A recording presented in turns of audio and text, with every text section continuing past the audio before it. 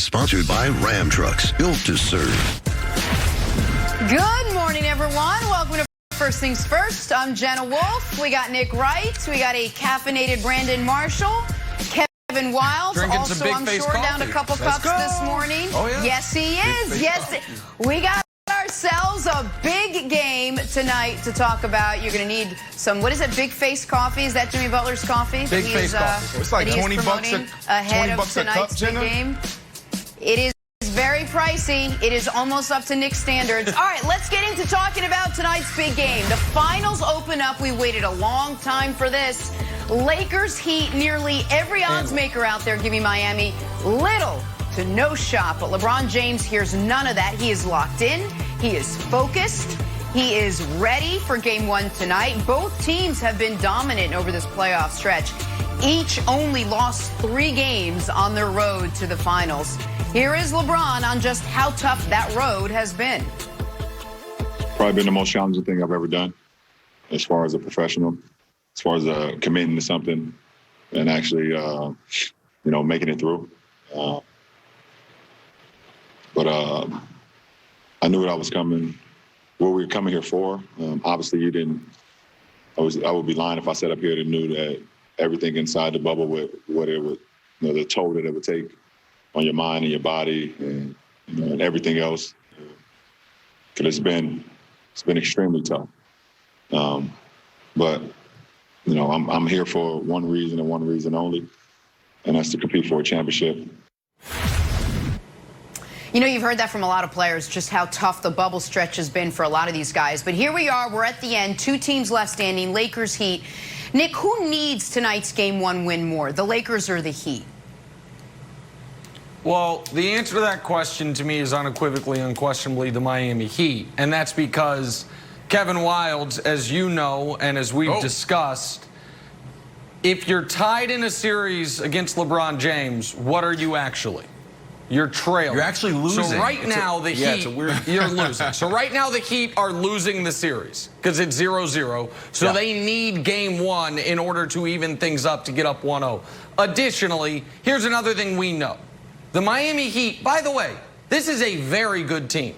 This is not a 5 seed. And I say that not in the way people are like, Portland's not an 8 seed. I say it in this way. They are a totally different team than they were pre-shutdown.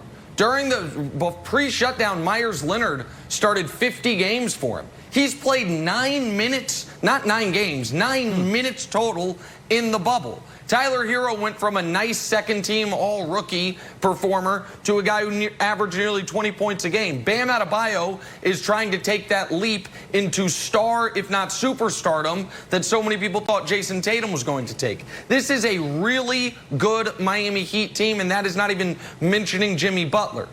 But they cannot beat the Los Angeles Lakers in a 7th game, which means they have to win 4 out of 6. They have to win 4 games in the first 6, which means they got to win game 1 because you're also not beating them 4 out of 5. The vice can really start to tighten on you here. So we know the Lakers can come back from 0-1. We know LeBron can come back from 0-1, Brandon, but the Miami Heat cannot. So you hesitate to call game 1 a must-win, but for the Miami Heat, it absolutely unequivocally is. Because if this thing goes 7, they lose. So they've got 6 opportunities to win 4. They absolutely must get one of them this evening.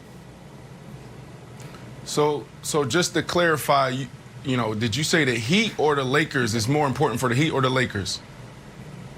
Oh, it's just absolutely more important for the Heat.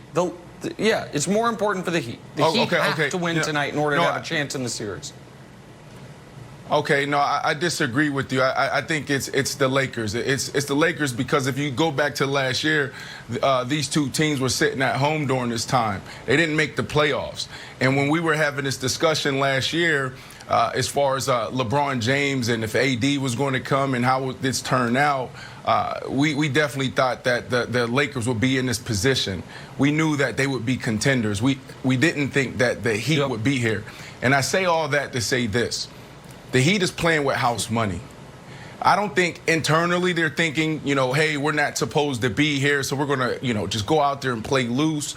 I think they believe they should be here. They deserve to be here. They're good enough to beat this team. But outside looking in, we know, man, the Heat, man, they overachieved this year. There's so many different discussions here. You got LeBron James. If LeBron James loses this series, he'll be looking at a 3-7 record. And you know, as far as his finals record, I don't know if it changes his legacy. I don't know if it changes that discussion. You know, he wore that shirt that said "Leave a Legacy." Now I know he's one of the greatest of all time, but I also know that he's going to be the greatest of all time. And I don't know if you can be in that discussion if you lose this series. So this game is more important for the Lakers. It's more important for the Heat. I think it's going to come down to two players, the hottest offensive player in the bubble during the playoffs and the hottest defensive player in the bubble during the playoffs. That's Bam and AD. AD has not seen a matchup like this yet. Look what Bam did to Giannis. This is going to be really interesting. I think game one is going to say a lot. We'll see how this thing shapes out by the end of this game. Hey, Nick, who is the Nick Wright for the Heat? And by that I mean you were on an island on Clippers Denver. Is there anyone out there that is the current Nick Wright of the NBA Finals that you see that's like, oh, that person's really locked in on the Heat? Is there anyone out there, or is it just all Lakers all the time? Oh, like prognosticator? You think? Oh, yeah. There's Who's out Chris there? Vernon, who co-hosts the Ringer NBA show with Kevin O'Connor. Yeah, of course, he Chris. picked the Heat in 6. I think someone on this show might at some point pick the Heat in 6. I'm not certain. I know, Wild, you desperately want to because of your affinity to Jimmy Butler and Big Face Coffee and Lululemon paraphernalia that you would like to. Jen, I know, is rooting for the Heat just because she likes to see me feel pain. There's plenty, I'm sure, your dear friend Paul Pierce is going to explain why the Heat are actually the better team. So, yeah, they're out there. I mean, this is there will certainly be more people, Wilds, picking the Heat to beat the Lakers than we're picking the Nuggets to beat the Clippers. There's no question about that, Wilds.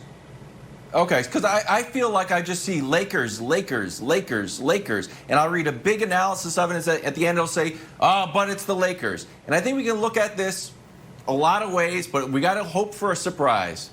And it comes down to this, Brandon. Can a team beat two guys? And if you think the answer is no, then you take the Lakers. And it's happened one other time, and it's happened to the 2004 Pistons. In that series, Shaq went for 26 and 10, and Kobe went for 23.